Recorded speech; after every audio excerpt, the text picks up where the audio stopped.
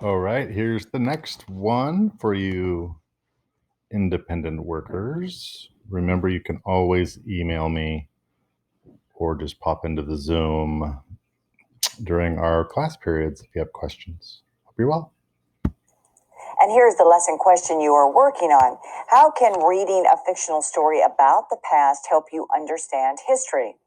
Well, you've just thought about how a historical story has helped you to understand the past.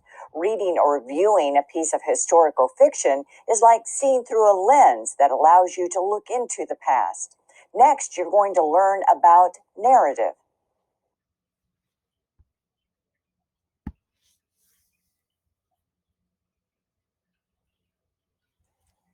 A narrative is a text that tells a story. Narratives include elements of a story: introduction, plot, characters, setting, climax, and conclusion. Narratives include purpose. The author had a reason for writing a text. Then there's point of view, who is telling the story and how it is told. The point of view can be from a character, a narrator, or the author. Then there's specific details that connect the reader with sights, sounds, tastes, and smells of the past. And then there's fiction or nonfiction. Narratives can contain fictional parts, for example, made up characters, and non-fictional parts, for example, a certain event in history. Now then, let's look a little closer at point of view. The point of view is who tells the story and how the story is told.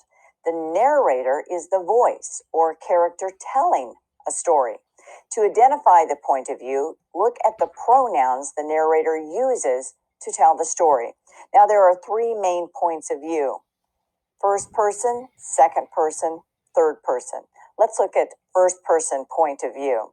The narrator is a character in the story. The narrator tells the story, and it uses pronouns like I, me, my, mine, we, us, our, ours. In second person point of view, this one isn't used as much as the other points of view. It is used to address the reader directly. The pronoun used to show second person point of view is you. So it might be used like, now you rise from the sofa and go to the window and see if you can see what made that noise. So recognize the use of the pronoun you. In third person point of view, the story is told by someone who is not a character in the story. This person can tell the reader about the thoughts, actions, and emotions of the main character, and sometimes all of the characters. Some pronouns that indicate a third person point of view are he, she, they, his, hers, and their. Next, you will practice identifying point of view.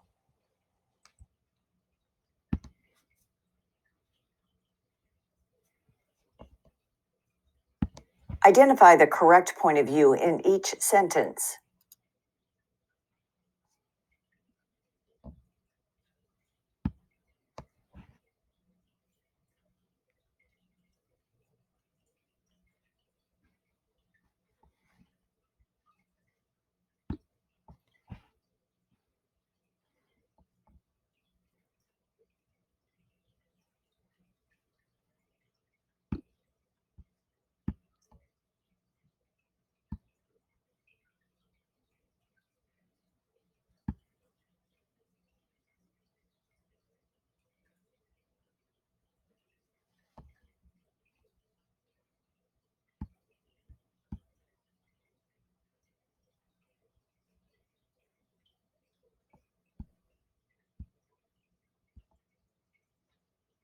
Identify the correct point of view in each sentence.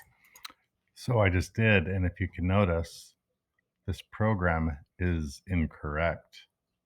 This sentence, she told me that it was Robert's day. Guess what? That's tricky. It is first person. You know why? This is the person telling the story. This is the narrator.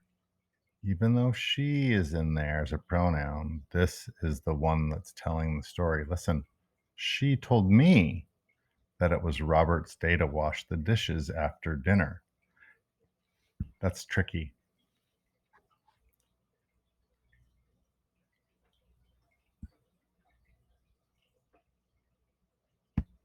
By looking at the pronouns, you can figure out which point of view the author is using in a narrative.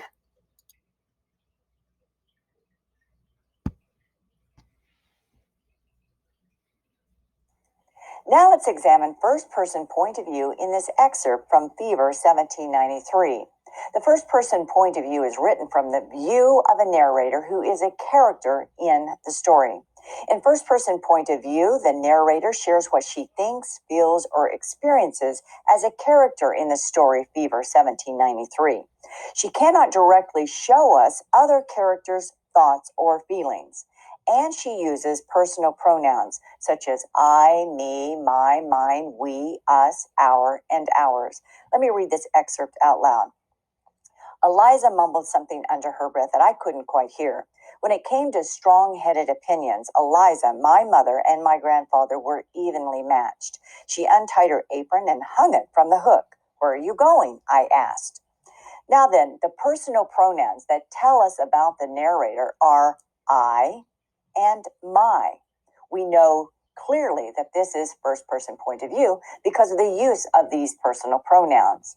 In the text, it also shows the narrator's feelings, thoughts, and experiences. Here we see when Eliza mumbled something our narrator couldn't quite hear. This is an experience. Also, she reveals thoughts and feelings when she expresses that Eliza, her mother, and her grandfather had very strong-headed opinions. Now then, you practice identifying first-person point of view from another portion of the text.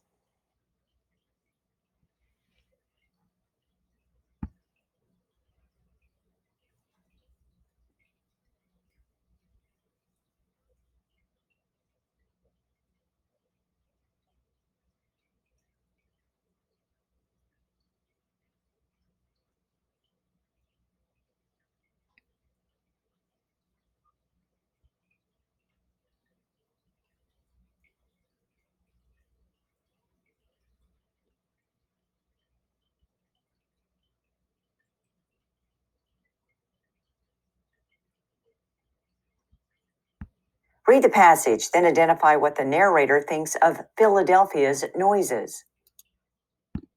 The pronoun we shows the first-person point of view in this excerpt.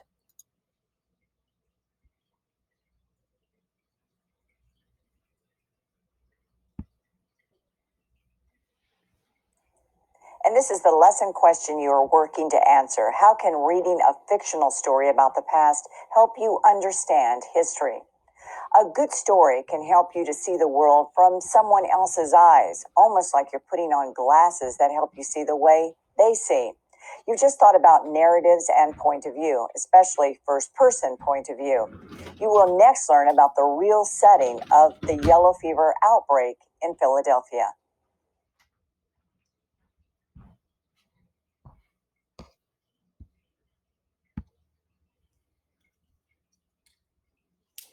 The setting for this lesson selection takes place in Philadelphia, Pennsylvania in the 1700s. Philadelphia in the late 1700s was the nation's capital and the largest city in the United States. It was home to Thomas Jefferson, George Washington, and Alexander Hamilton, and it had a population of approximately 45,000 people. Take a look at this picture. Here we have what was called the Pennsylvania State House back in the 1700s. It's now called Independence Hall, and it is where the Declaration of Independence was signed. Now let's learn a little bit more about the yellow fever epidemic and what was known about it during the 1700s. Yellow fever is a virus that causes fever and damage to the body.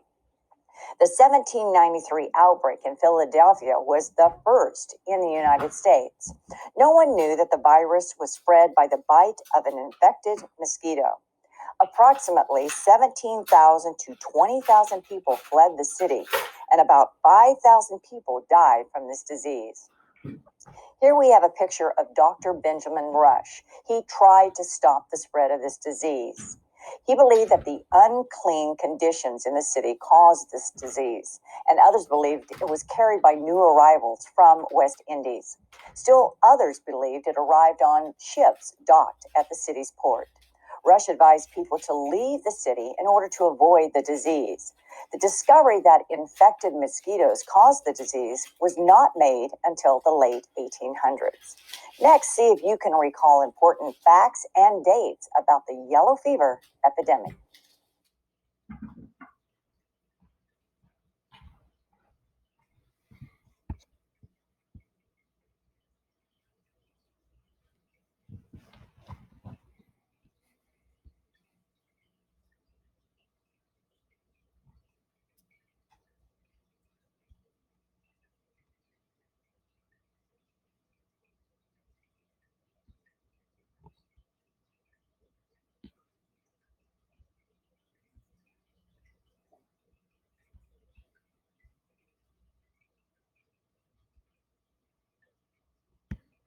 Show your understanding of important historical facts by matching each number on the left with the correct item on the right.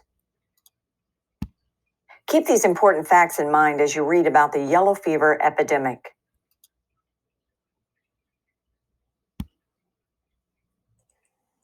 In Fever 1793, the first-person point of view of a fictional character is used to describe the events of the yellow fever outbreak in Philadelphia.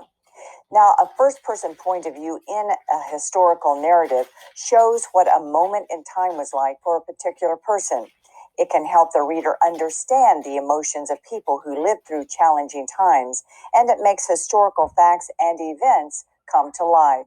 In this next task, analyze how first-person point of view affects the reader's experience of a narrative.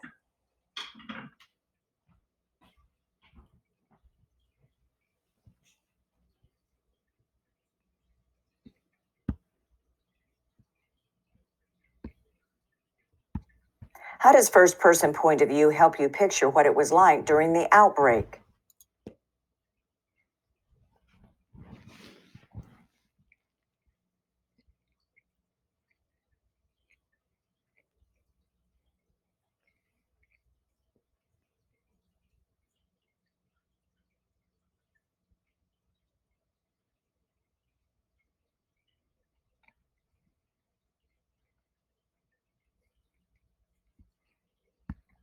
Details such as baked the streets and I felt like a noodle overboiled in the stew pot help the reader examine that it was very uncomfortable during that hot summer of 1793.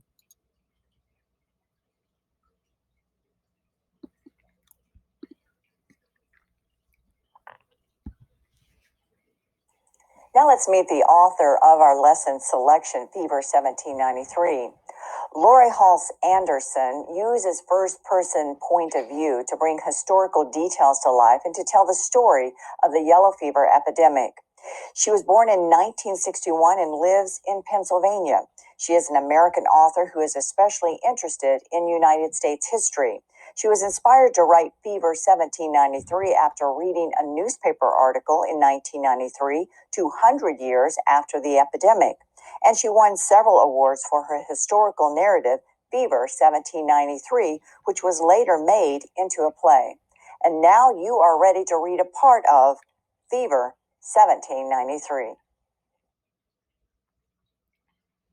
All right, that is the instructional portion of this. You should be all ready to work on that CAMI assignment. Good luck.